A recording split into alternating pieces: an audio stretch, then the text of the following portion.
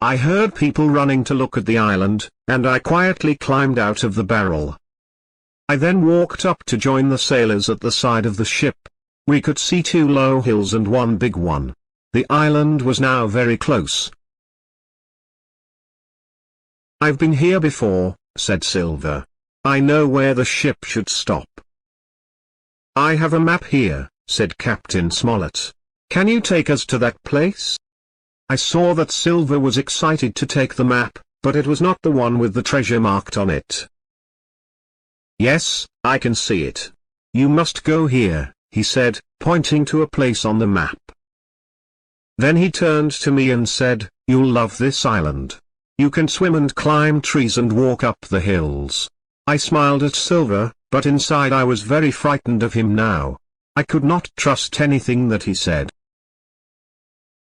I soon found Dr. Livesey and quietly said to him, "I must speak to you, Captain Smollett and Mr. Trelawney. I have some terrible news." Dr. Livesey's expression did not change. He asked me to find his glasses downstairs, and walked off to talk to Mr. Trelawney and Smollett.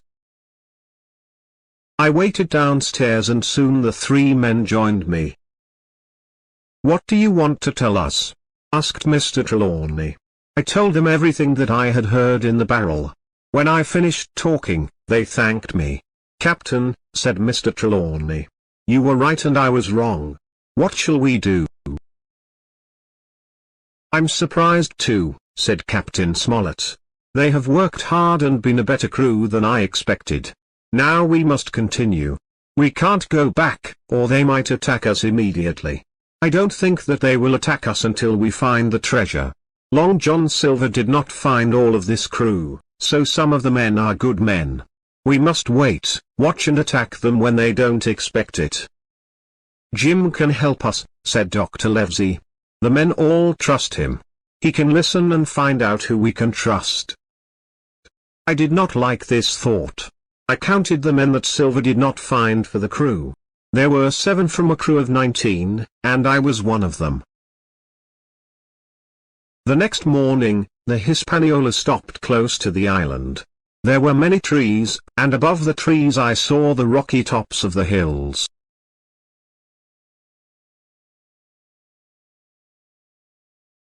Silver helped Captain Smollett to sail the boat closer to the shore.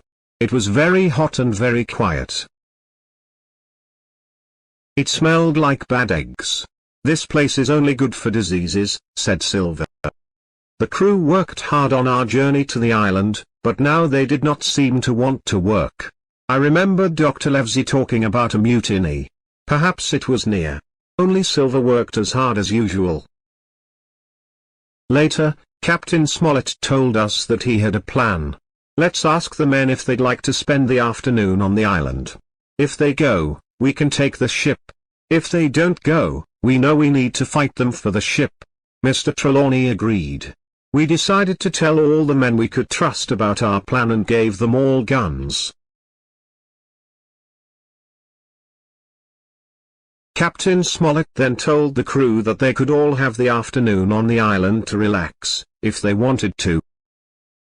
"When you hear a gun at the end of the day, it'll be time to come back," he said. All the crew suddenly looked happy and they all agreed to go. Perhaps they thought that they could find the treasure immediately. Captain Smollett asked Silver to organize the men. 6 men would stay on the Hispaniola and 13 would take the small boats to the shore. I realized that there were 6 of Silver's men on the ship. The men in our group would not be able to take the ship. So I decided I would go with Silver onto the island. I got on one of the boats quietly, but Silver saw me.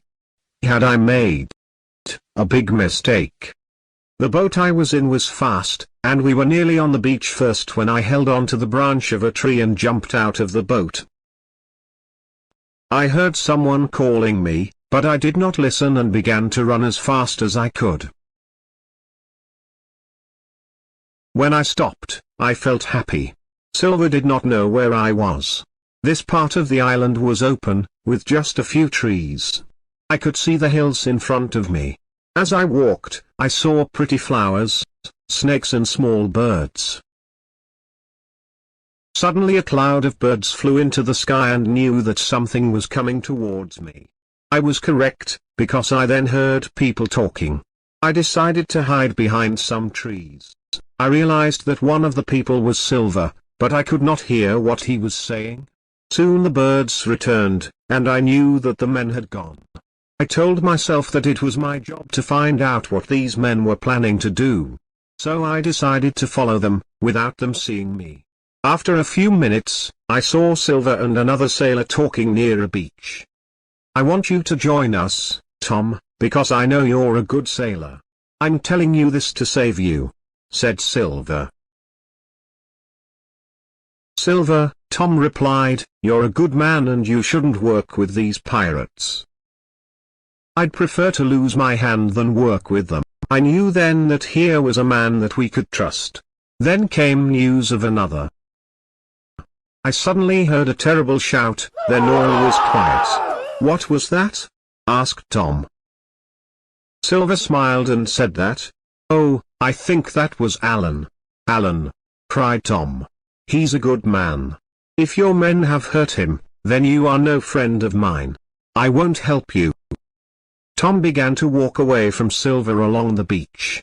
Silver suddenly threw his crutch at Tom, and it hit him hard on the back. He fell to the ground, and before he could stand again, Silver killed him with a knife. Silver now blew a whistle and I knew that more of his men would soon arrive on the beach. I was very frightened. I walked quietly back into the trees, then ran as quickly as I could. As I ran, I began to think. What could I do now? When we heard Captain Smollett's gun, could I go back to the beach to be with these men? If I did, I knew that they would kill me. I would have to stay on the island